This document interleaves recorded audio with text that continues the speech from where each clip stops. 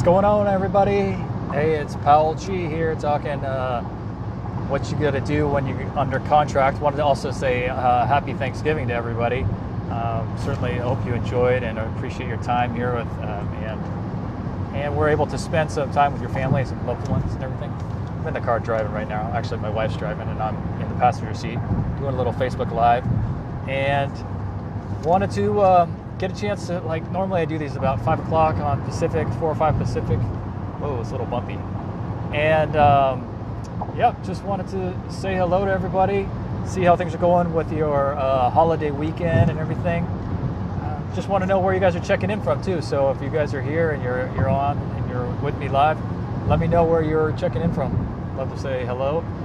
And then we could get in to start talking about what's going on or what's happened this week, since I'm under contract right now, and the kind of things that you go through when you're under contract in a deal. And so we're kind of halfway through our contract period, and we'll get into talking a little bit about what you do nowadays. All right, so I guess let me just start off by talking about a little bit of what happened this week. So with where we are right now is we are about 29 or 30 days into our due diligence period, right? And we have 2 months, so we have basically 60 days to close the deal. And with 60 days, the first 30 days were basically considered your due diligence period. And with the due diligence period, your money goes hard at 30 days, right? So we are going to go, our money's going to go hard basically here in a day or two. And we knew that coming in, and we're very excited. We're eager to move forward with the process and everything. And so what happens is this sort of last week as we were doing sort of our due diligence, right? Now, in this last week, a couple of things that I'll talk about is we did talk to our CPA, right? And we're talking with our CPA, trying to figure out some of the things that people have asked me, and I'm not a CPA or tax expert or anything like that. So a lot of people have asked me a couple of questions about, how does this compare to, say, multifamily, or how does self-storage compare to multifamily investing, things like that. And I'll give you some answers when we get into that, talking about our CPA. With my CPA, I also talked about like depreciation schedules, capital gains taxes, whether to buy this year or next year, things like that. Hey, I will see Jomi, hey, appreciate you joining. Trevor, thanks for joining. Barry, hey, how's it going, brother? Thanks for joining. Jeremy, thanks for joining as well. We did actually get a chance to talk to our legal team too, so I'll talk about that in a little bit, about the legal side of things and where we are and what you need to get done legally when you're talking to your lawyer, right, who's helping draft your documents. And other things like marketing, talking about marketing-wise, what we're doing that we needed to get done, because basically when you take over a deal,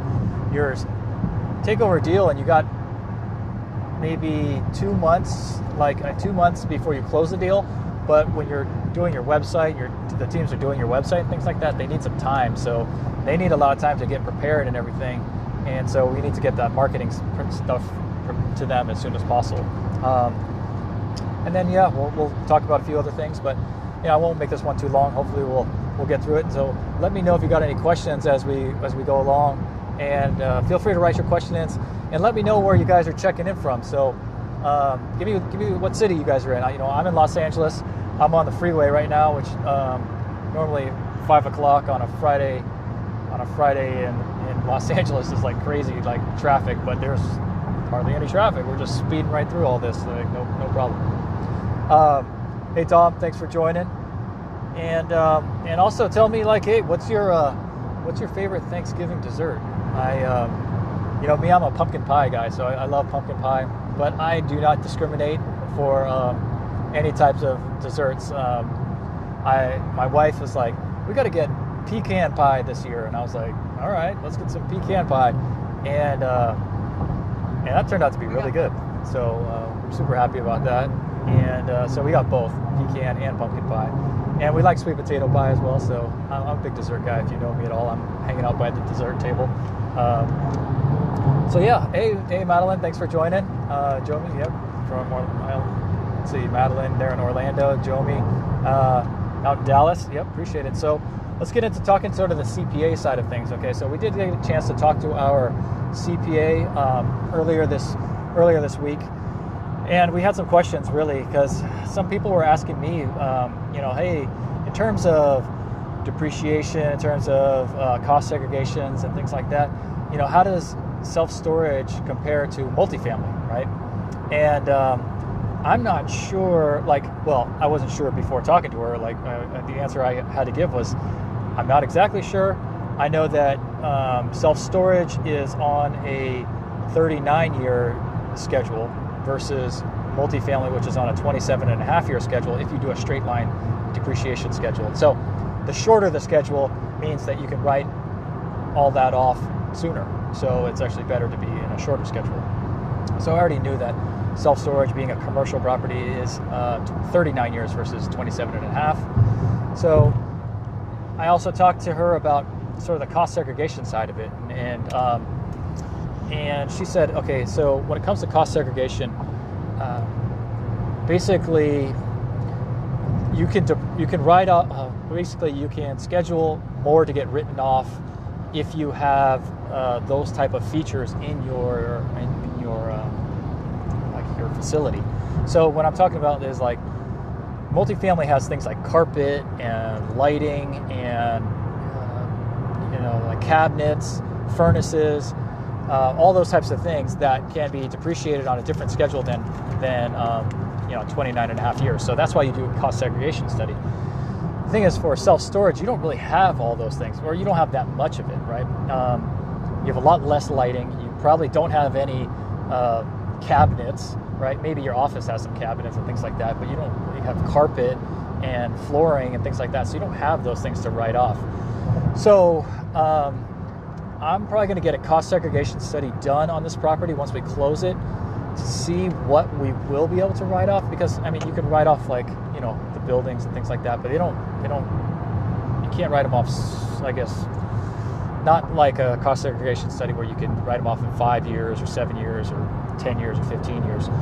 So that being said, I'm not sure how the cost segregation study is going to turn out and how it's going to, how it's all going to look, but I'm probably going to order one and get one done anyway. We'll see what it turns out to be.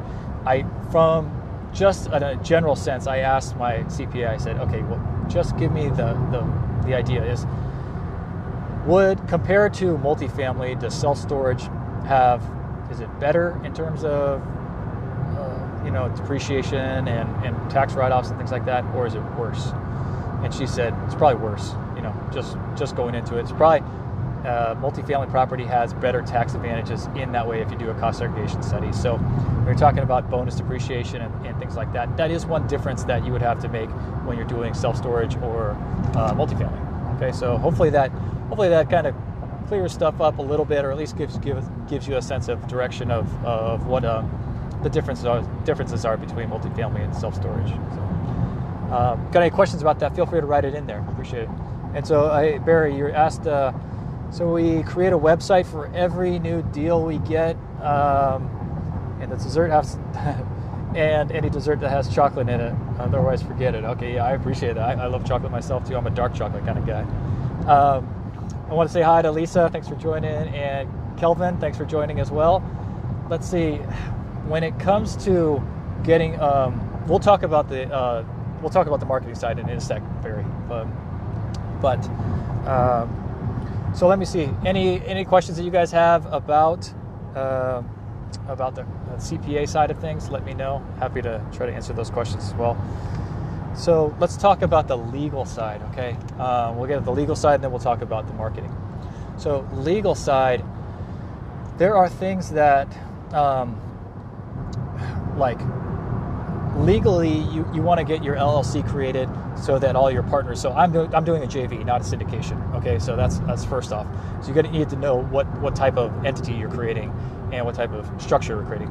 So I have a JV, so I need a lawyer to draft an operating agreement, do all the articles of incorporation and all that.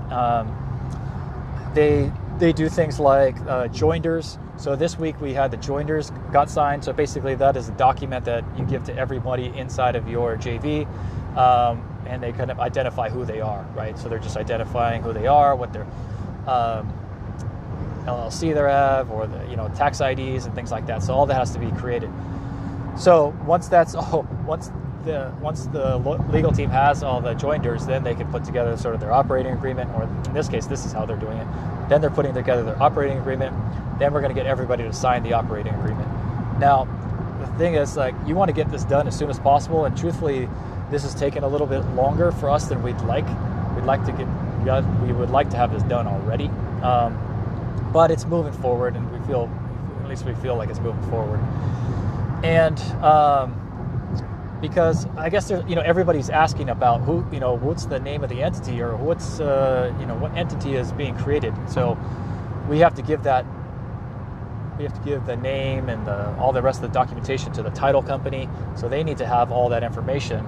But that means the legal team needs to get that done before the title company does, right? So the title company is asking us, hey, you guys have your legal stuff documents done yet? We're like, no, but it's getting there, hopefully soon. So this week we got all the joinders in, and we think that the operating agreement should be done, I think, on Monday is what I hear. So Monday, we'll get our tax ID. That's kind of taken us a little bit to get. We need a tax ID so we can open the bank account. We need that bank account open so that all of us can send our money into that new LLC's bank account. Then from that LLC, it will go into the wire. We'll wire it to the title company, right? So we need all that done. But it's not a lot of work. It's just kind of a lot of paperwork that needs to get pushed and everything. Hey, Bernadette, thanks for joining. Appreciate you. Kevin Easterly, what's up, buddy? How you doing, man? I saw all your lives. They were looking good up in Jamaica. Awesome, man. Thanks for joining. So let's see. Sorry, a little bumpy here and everything. We're speeding through on the freeway here on the 405 right now in LA. So that's kind of it on the legal side of things. Let me know what questions you have in terms of legal side. This is us creating the legal document, the entity that we have, and obviously it's an important piece that needs to be done. So I know today is Black Friday. Any of you guys doing any Black Friday shopping? What's your tell me what you're shopping for. What's your favorite Black Friday place to shop at? What's your favorite Black Friday deals? I'm actually looking at some software. I'm thinking about buying some software, and maybe this little exercise plank machine that I saw online that helps you do sort of planks in different positions and things like that. I also looked at this pillow that I'm thinking about getting. It's supposed to help with shoulder pain and if you sleep on your side and things like that. So thinking about getting one of those type of things. But I guess I better do it pretty soon here. So cool. Let me talk about the last couple things is really the marketing side of things. All right. So marketing side, we have to do a website, right? And we are doing a website for this facility. Now, Barry, you asked earlier, do we do a website for each facility?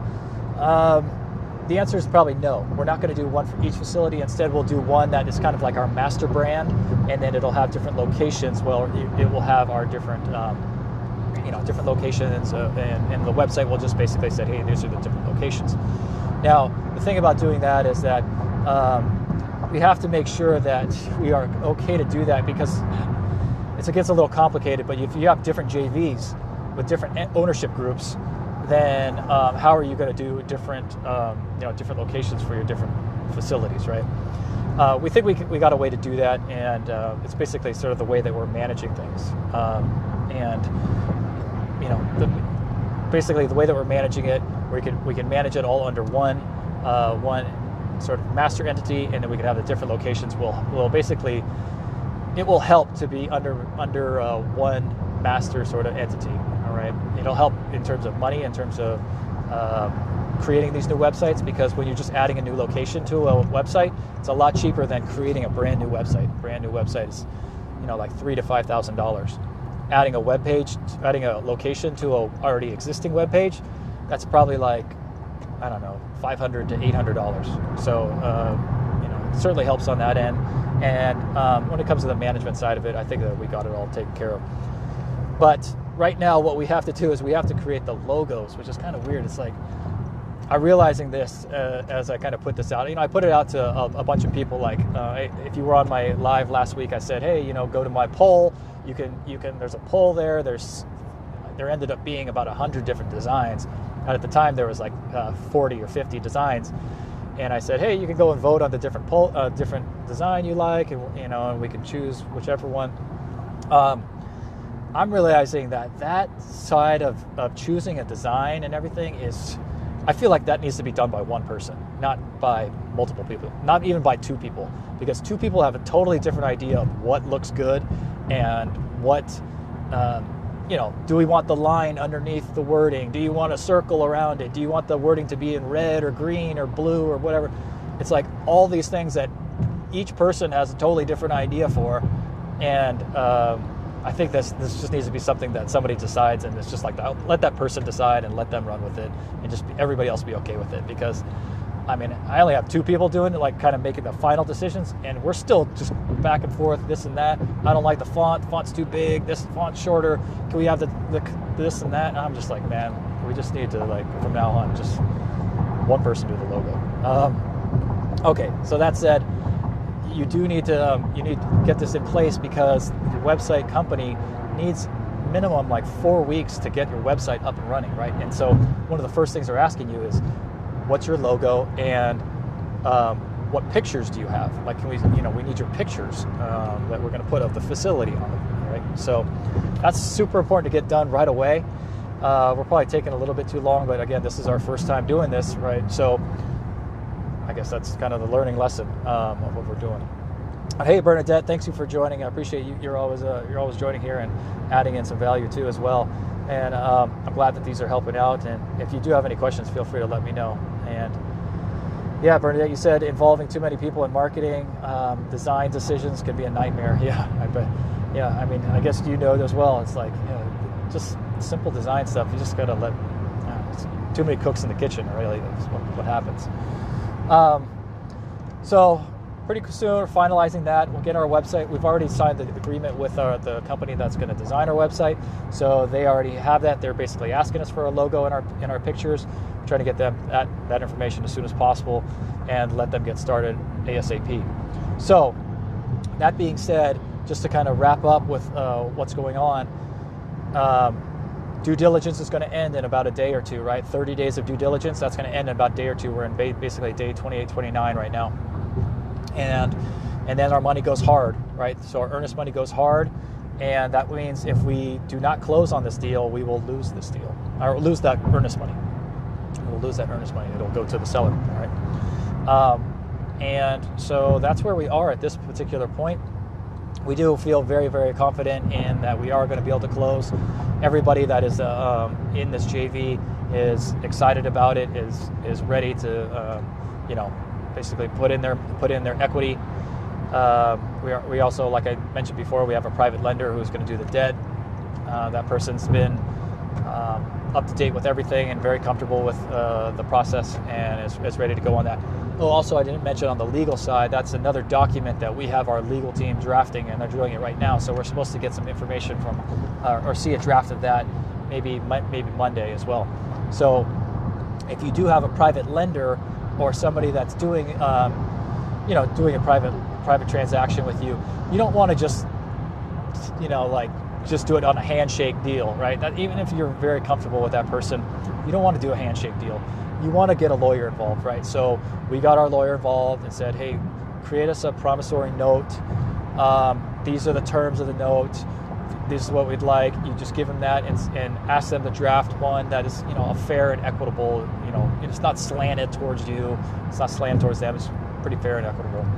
And that's what we have going right now. So we should see a draft of that early next week and be able to give that to our private lender and say, thank you, take a look, read it with your lawyer, and when you're ready for it, just sign it and get it back to us. So that's where we are.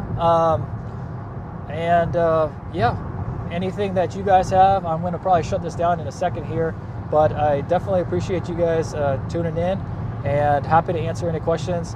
Try to do this every Friday at about between like 4 and 5 o'clock. as long as I got enough light out still. And also, just to make a really quick plug, Multifamily Masters is putting on our Express to Success coming up. That is December 14th. That's a Monday. It's going to start at 5 p.m. Pacific. It's a free event. It's a rapid fire live stream.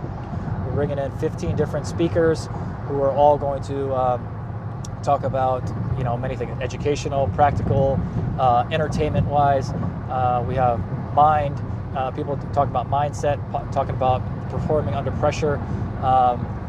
We have medical doctors, a lot of people outside of multifamily. So please join us. It's our big event at the end of the year that we'd like to do in December.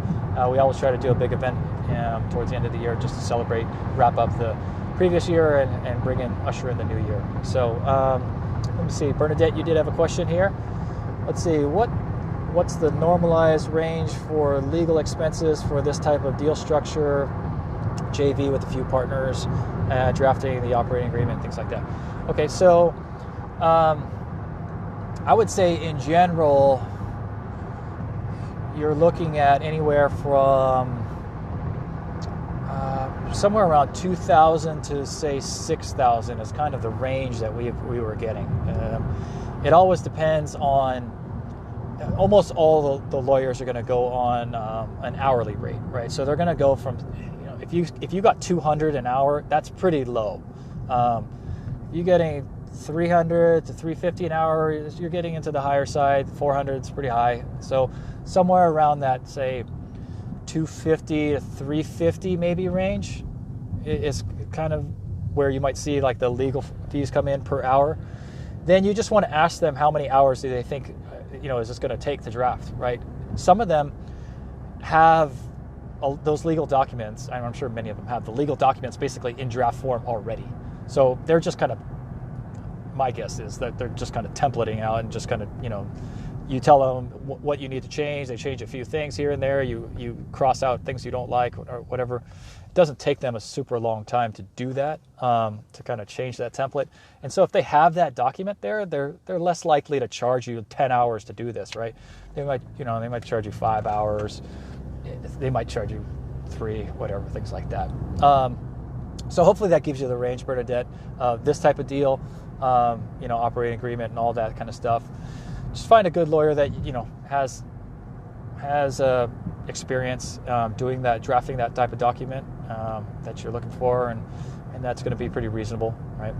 Ours, I would tell you, was not specifically a real estate one, but was more of a business lawyer. So he's done a lot of business transactions, a lot of partnership transactions where partners own different percentages, and there's different kind of percentages and how they work out, and if there's sort of this preferred return type of situation, right? How does that work out? So that's what he was comfortable and had that, and had done that structure a couple times. So. Any other questions? Any other questions that you guys have? Well, I appreciate you guys all tuning in. Enjoy the rest of your Thanksgiving weekend, and be safe. Be safe. I will talk to you guys next week. Thank you very much, everybody. Talk to you later. Bye.